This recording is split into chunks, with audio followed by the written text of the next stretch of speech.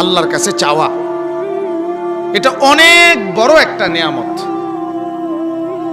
এবং এইটা আল্লাহ তাআলা খুব চায় তার বান্দার কাছে, যে বান্দা তুমি আমার কাছে চাও, শুধুই আমার কাছে চাও, দোয়া করো বেশি বেশি।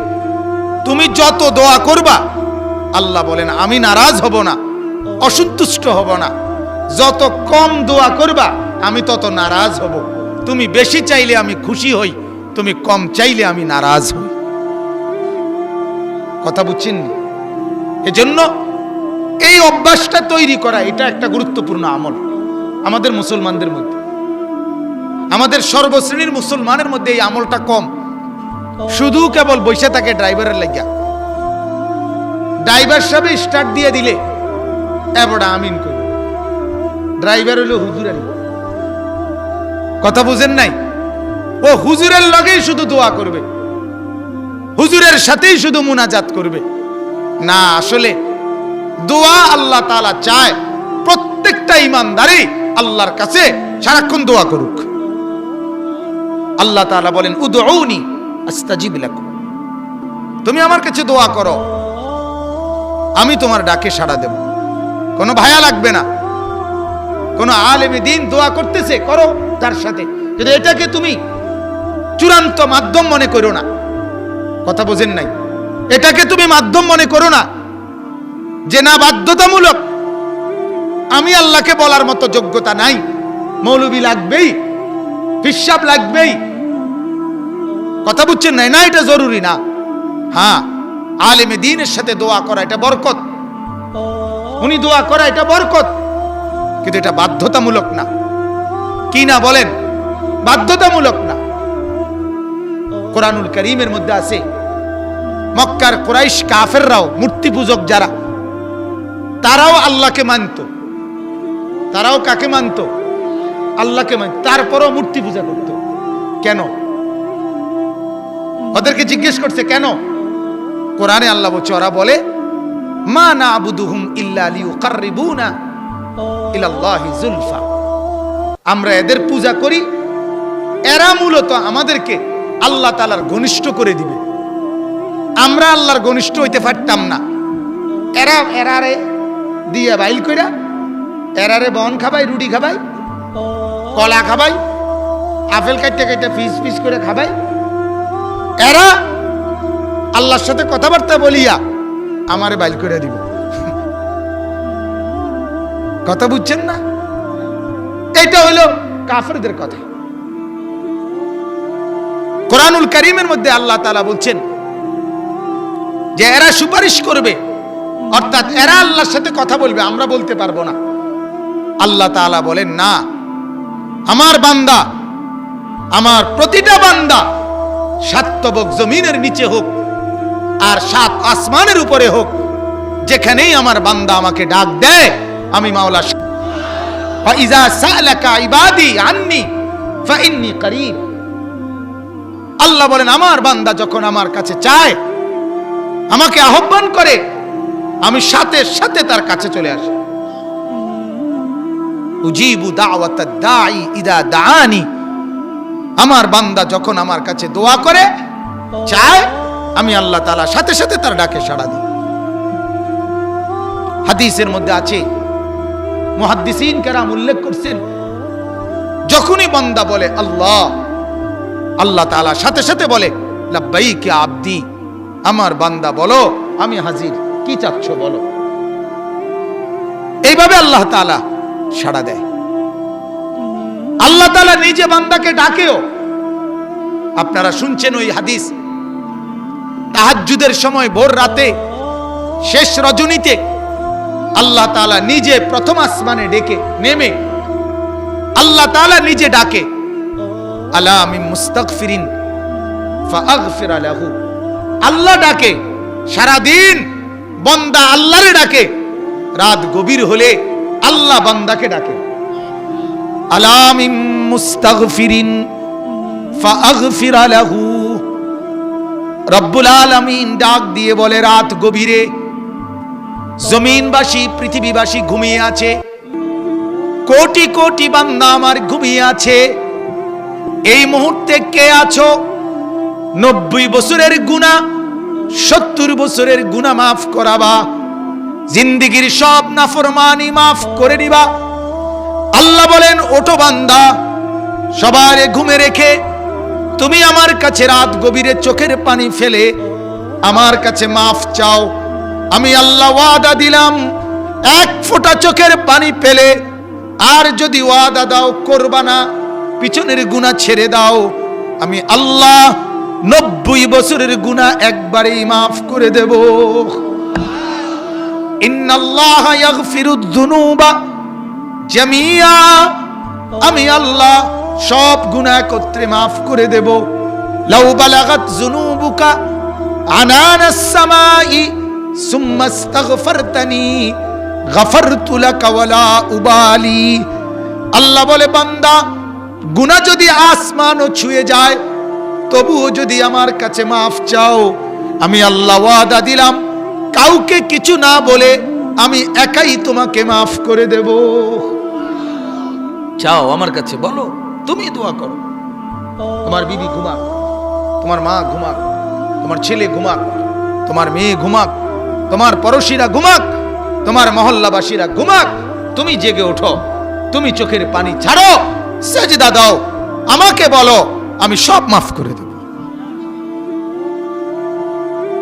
আলা মিন মুস্তারজিকিন ফাআরযুকাহু।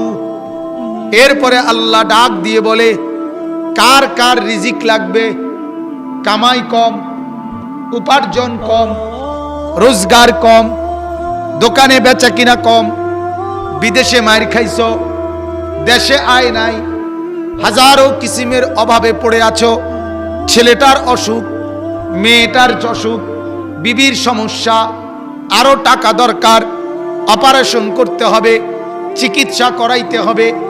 রব্বুল আলামিন বলেন, যার যত রিজিক দরকার রাত গভীরে আমি মাওলার কাছে চাও, ফাআরযুকাহু, আমি আল্লাহ প্রত্যেকের জরুরতের রিজিক পৌঁছিয়ে দেব। নাফরমান মুসলমান মালিকের কাছে ধর্ণা দিতে রাজি না একবারও। নাফরমান শুধু যায় ওই কিস্তিওয়ালাদের কাছে। ঢাকাতে কিস্তি লইতে লইতে এতক্ষণ কিস্তির গল্প শুনতে শুনতে আসছিলাম গাড়িতে, কিস্তি নিতে নিতে তারে কিস্তি তারে বাড়ি ছাড়া করে দিছে। আজ 2 মাস বাড়িতে নাই, বিবি এক জায়গায়, ছেলে মেয়ে এগুলো আরেক জায়গায়, কিস্তি তারে শেষ করে দিছে। এরপরেও হারাবি, এরপরও একটার পর একটা কিস্তি, আবারও কিস্তি, আবারও কিস্তি, আবারও কিস্তি। আহা, বারবার ধর্ণা দেয় ওই বেঈমানদের কাছে, ওই কিস্তিওয়ালাদের কাছে, ওই সুদখোরদের কাছে, ওই হারামখোরদের কাছে। মালিকের কাছে একটা বারো ধর্ণা দেয় না, একটা সেজদা দিতে রাজি না, ওই কিস্তিওয়ালার পা ধরতে রাজি, ওদের পাও ধরতে রাজি, তো মালিককে একটা সেজদা দিতে রাজি না। অথচ একটা সেজদা না দেওয়ার কারণে ইবলিস শয়তান জীবনের তরে ইবলিস হয়ে গেছে। ইবলিসের অপরাধ কি ছিল? সেজদা করে নাই। কথা বলেন না কেন? সেজদা করে নাই। লাম ইয়াকুম মিনাস সাজিদিন।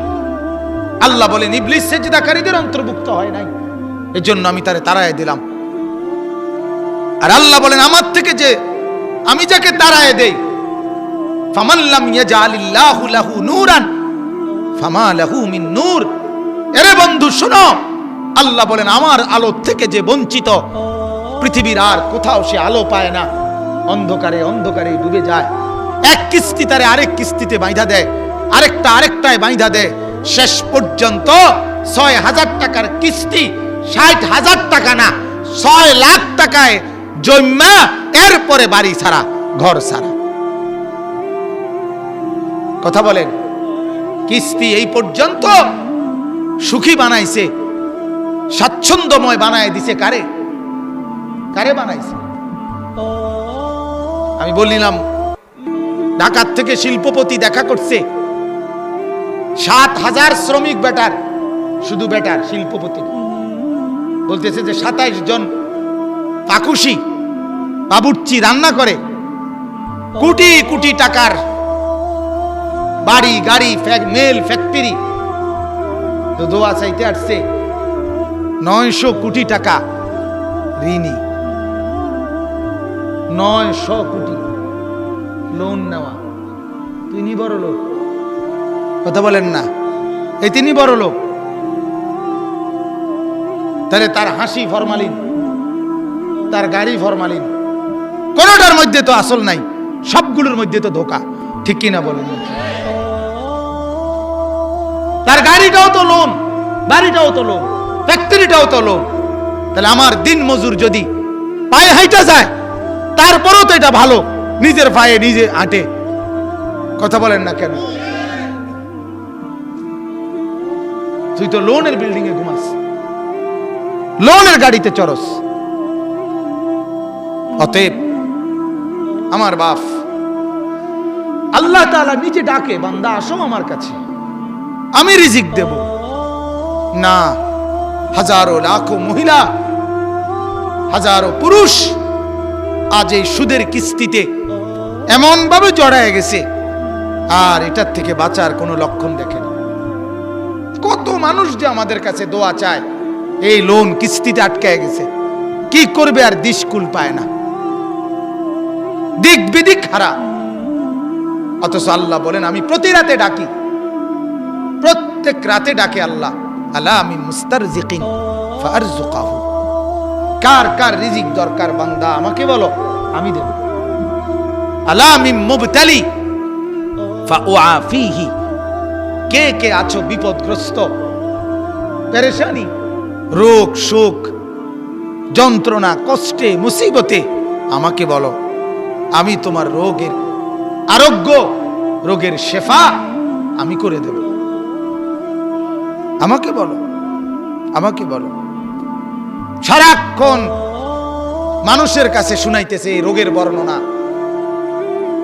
শরীর খারাপ এই কথা শুনাইতেছে, মনে 500 লোকের, একেবারে আমেরিকার আত্মীয়রা জানাইছে শরীর বালা না, কিন্তু মালিককে একবারও বলে না, কথা বলেন না কেন?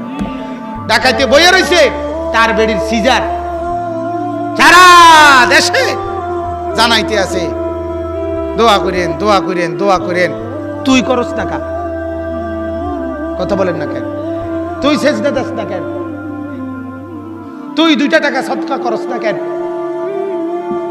মানে এটা বেড়াগিরি, সিজার এটা একটা বেড়াগিরি, সবাই রে হইতে না, হ্যাঁ হইছে হইছে, দোয়া করে হইছে, কাইটটা কাইটতে হইছে, সিজার সিজার কেমন নিয়ামত, এটা আবার সবাই রে জানায়। এটা জানানোর কি আছে? এটা জানানোর কি আছে? এটা কি ইজ্জতের কিছু, সুখের কিছু? এটা কথা বলেন না কেন? এটা আনন্দের কিছু? এটা তো মুসিবতের। মালিক বলে আমাকে জানাও, আমি পূরণ করব অভাব, আমি রিজিকের অভাব পূরণ করব, আমি মুসিবত দূর করে দেব। আল্লাহর কাছে আল্লাহ ডাকে, সে বলে না মালিক তোমাকে দিয়ে হবে না, তোমাকে দিয়ে হবে না। রব্বুল আলামিন ডাকে হাইয়া আলাস সালাহ, বান্দা আমার কাছে আসো, নামাজের সেজদা দাও বান্দা। আর বেঈমানে ডাকাইতে বলে না আমার দোকানে কাস্টমার, দোকানে কি কাস্টমার। আল্লাহ বলেন হাইয়া আলাল ফালাহ, এখানে কামিয়াবি, সেজদাতে কামিয়াবি। আর ডাকাইতে কয় বুটমুড়িতে কামিয়াবি, সাদওয়ানে কামিয়াবি, বন বিস্কুটে কামিয়াবি। এই জন্য 90,000 টাকা বেচা কিনা হইলো, কিস্তি চলে 3টা 4টা।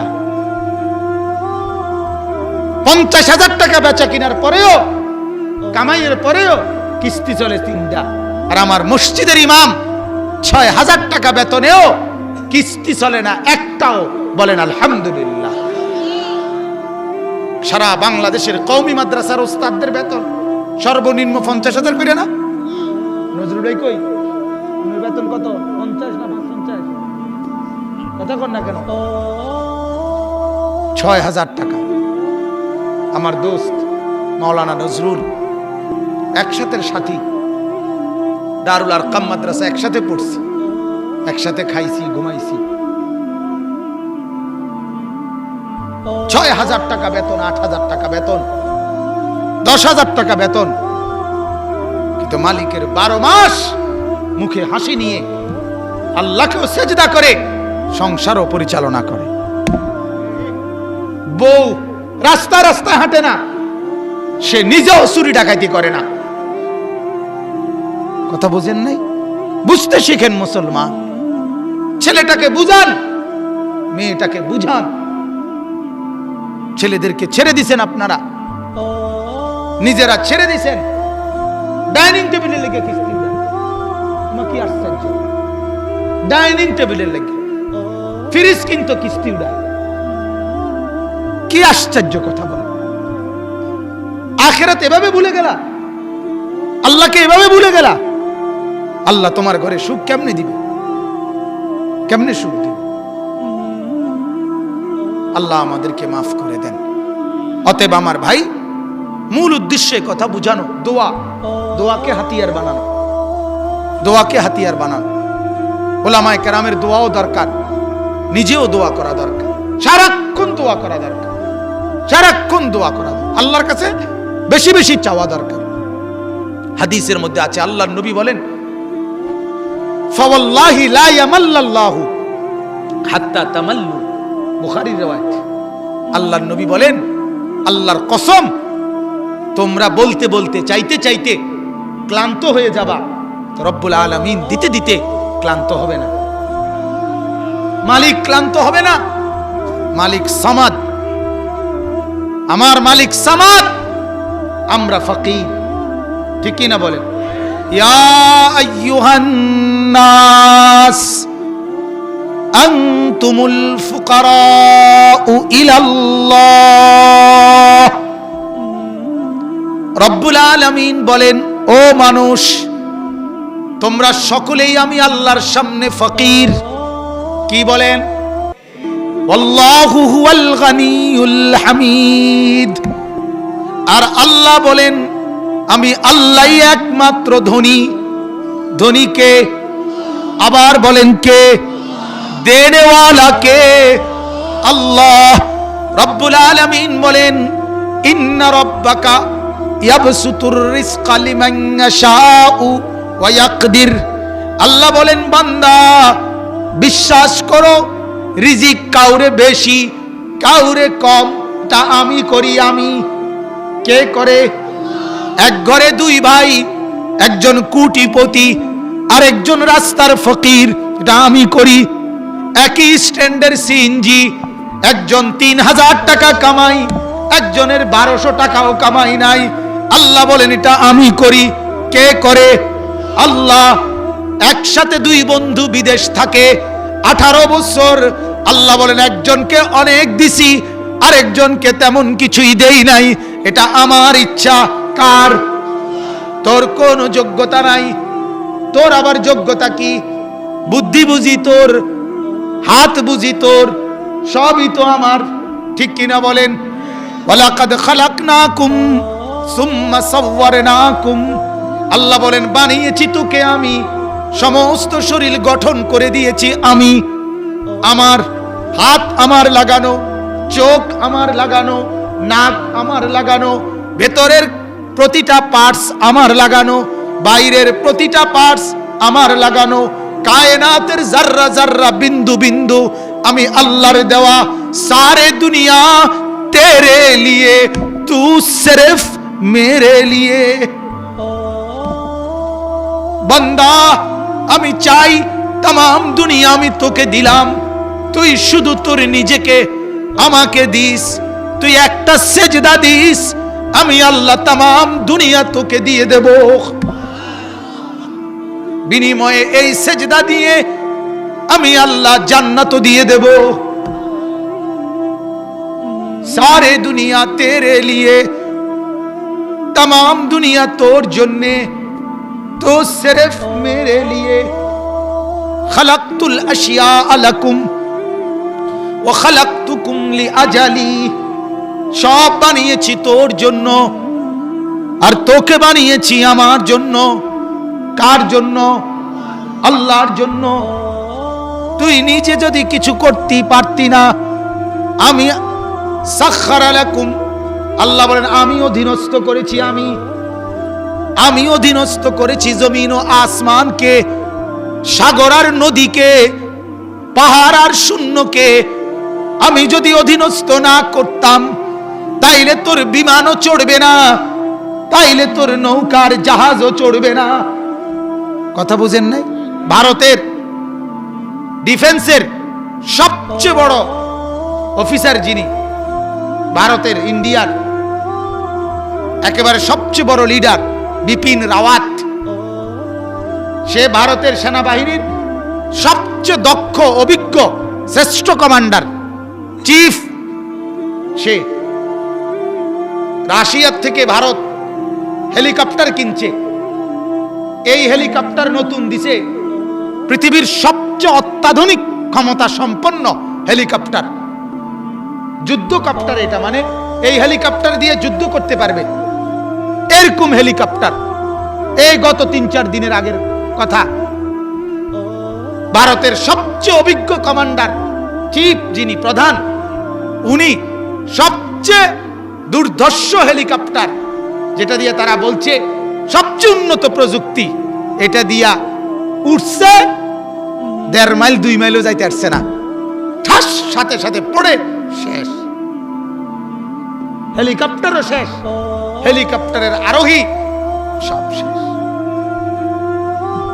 এই তো 3-4 দিন হয়েছে ঘটনা। মালিক বলেন আমি অধীনস্থ না বানাইলে তোমার সিএনজিও চলবে না, তোমার নৌকাও চলবে না, তোমার মোটরসাইকেলও চলবে না। ঠিক কি না বলেন?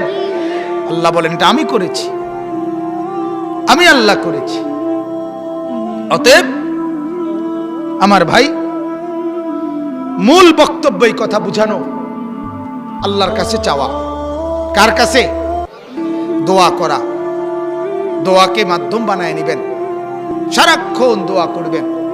রাসূলুল্লাহ সাল্লাল্লাহু আলাইহি ওয়াসাল্লাম বলছেন আল্লাহর সাথে তো তুমি এমন সম্পর্ক বানাও যে তোমার জুতার স্যান্ডেলের ফিতাটাও যদি ছিঁড়ে যায়, শিরাকা না আলাইক, স্যান্ডেলের যদি একটা ফিতা ছিঁড়ে যায়, রাসূল বলে কাউরে না বলে আগে আল্লাহকে বলো, আল্লাহকে বলো, হাত তুলে ফেলো সাথে সাথে, মাওলা আমার তো জুতার ফিতা ছিঁড়ে গেছে, আমার তো এটা একটা মুসিবত, আল্লাহ এখন আমি কি করব, আল্লাহ আপনি ব্যবস্থা করে দেন। এটা আল্লাহকে বলো। রাসূল বলছেন এভাবে তুমি ছোট্ট থেকে ছোট্ট সুই হারায় গেছে, আল্লাহকে বলো। ছোট থেকে ছোট জরুরতের জন্য কার কাছে চাও? বড় থেকে বড় জরুরতের জন্য কার কাছে চাও? ছোট বড় সবকিছু কার কাছে চাও? আল্লাহর কাছে। ইন্নাল্লাযীনা ইস্তাকবিরুনা, এবার এই কথাটার শেষ হলো, আল্লাহ বলেন ইন্নাল্লাযীনা ইস্তাকবিরুনা আন ইবাদাতি সায়াদখুলুনা জাহান্নামা দাখিরিন। শুনেন, যারা বুঝতেছেন, সজাগ আছেন, 2 জন শুনলে 2 জনই, 1 জন শুনলে 1 জনই, এতে আমার কোনো অসুবিধা নাই। কিন্তু এই কথাটা আল্লাহ বলেন, দোয়া করতে যে অহংকার করে, দোয়া করে না। ইস্তাকবিরুনা আন ইবাদাতি, এই ইবাদাতি শব্দের অর্থ এখানে দোয়া। কারণ উদউনি আস্তাজিব লাকুমের পরে এই শব্দ, এটা তাফসীরে স্পষ্ট আছে। আল্লাহ বলেন যে দোয়া করতে অহংকার করে, তার মানে যে আল্লাহর কাছে চায় না সে অহংকারী। সে কি বলেন না? সে অহংকারী। আল্লাহ বলেন তোর মতো অহংকারী রে সায়াদখুলুনা জাহান্নামা দাখিরিন, বেজ্জতি কইরা গেড়ি নামাইয়া আমি জাহান্নামে ঢুকাবো। আমার কাছে চাইতে শরমাইছো? হ্যাঁ, এবার আর ফাও দিতে আসছো, আমারে সেজদা দিতে আসছো না। হ্যাঁ, মাজারে গিয়ে সেজদা দিতে আসছো, মসজিদে ফাইলা না। হ্যাঁ, ডাকায় তাইচ্ছা, আমি বুঝাবো। বাবারে সেজদা দিতে আসছো, খাজারে, ডেগেরে, রডেরে, ফিলারে, কচ্ছপেরে, সাপেরে, হ্যাঁ, হুতারে, রশিরে, লাল শালুরে, এগুলারে দিতে পারছো সেজদা। মাথা নোয়াই লাইতে আসছো, কচ্ছপের কাছে বাচ্চা চায়, গাছের গোড়ার মধ্যে লাল হুতা বান্ধে, বেডির ফুত হইব, বেডিরে বান্ধিয়ে রাস না বেটা, কত কর না গা, তোর বেডিরে বান্ধিয়ে থইটার ভিতরে বেটা, গাছের উঠে হুতা বান্ধস কা। কত নিকৃষ্ট রুচি চিন্তা করেন আপনি, বিবেক কত ফোঁসা। আল্লাহ বলেন আমার কাছে বললি না, আমার কাছে চাইলি না, ঠিক আছে, সাইয়াদখুলুনা জাহান্নামা দাখিরিন, মাথা নোয়াইয়া বেজ্জুতি করে আমি আল্লাহ তোকে জাহান্নামে ঢুকাবো। ইয়াসলাহা মাদমুমান মাদউরা, কোরআনে আল্লাহ বলছে আমি যাদেরকে জাহান্নামে ঢুকাবো তাদেরকে প্রথমে হাসরের মাঠে বেজ্জুতি করব, সবার সামনে বলবো এ নাফরমান, এ জাহান্নামী। আর 2 নাম্বার মাদউরা, ধাক্কাইয়া ধাক্কাইয়া ফেরেশতা জাহান্নামে নিবে, লাথিয়া লাথিয়া ফুটবলের মতো এক এক লাথি দিবে হাসরের মাঠ থেকে। নাফরমান বলবে ফেরেশতা লাথিয়াও কা, এমনি কইলে তো কোনান দিয়ে যাইতাম, এটা বুঝাইয়া দিলে আইতে যাই। ফেরেশতা বলবে না দোস্ত, আইতে যাওয়ার সিস্টেম নাই, সিস্টেমে লাথি। সিস্টেম কি? সিস্টেমে লাথি, এটা আইতে গেলে হইতো না তো, লাইতে লাইতে নিবে। হ্যাঁ, রঙের গুড়ি, ছেলেরা এক একজন রঙের গুড়ি মনে করছে। নর্তকী দেখো, নাচ দেখো, উলঙ্গ ছবি দেখো, সারাদিন মোবাইল, এটারই মনে করছো জিন্দিগি। একটা সেজদা নাই। ডাকাত মনে রাখো, দুনিয়াতেও সুখ পাইতা না, আখিরাতেও কিচ্ছু পাইতা না। সুখ কপালে জুটবে না, সুখ আর কপালে জুটবে, পেরেশানি পেরেশানিতেই থাকতে হবে, অপরাধী থাকতে হবে, অপরাধী। আল্লাহকে নারাজ করে দুনিয়াও সুখ মিলে না, আখিরাতেও সুখ মিলে না। এটা আল্লাহর ওয়াদা। আগুন জ্বালাইয়া, শরীরে আগুন লাগলে, ম্যাসের কাঠির আগুনও যদি কারো আঙ্গুলে লাগে, নখে লাগে, তাহলেও কেউ সুখে থাকে না। ঠিক কিনা বলেন না? সারাক্ষণ পেরেশানি, ঠিক না বলেন? আল্লাহ কোরআনে বলছে প্রতিটা গুনাহ একটা একটা আগুন, প্রতিটা গুনাহ আগুন, প্রতিটা গুনাহ আগুন। মিথ্যা একটা আগুন, চুরি একটা আগুন, জিনা একটা আগুন, ব্যভিচার একটা আগুন, নর্তকী একটা আগুন, উলঙ্গ ছবি একটা আগুন, সিনেমা একটা আগুন, নাচ একটা আগুন, জওয়ান এটা আগুন। আর এত আগুন শরীরে জ্বালাইয়া সুখে থাকা যায় না, সুখে থাকা যায় না। 2 জন যুবক যদি বসে থাকো তো শুইনো, সেজদাবিহীন সুখ পাওয়া যায় না, সুখ মিলবে না। যৌবনের শক্তিও শেষ হবে, আখিরাতের পুঁজিও শেষ হবে।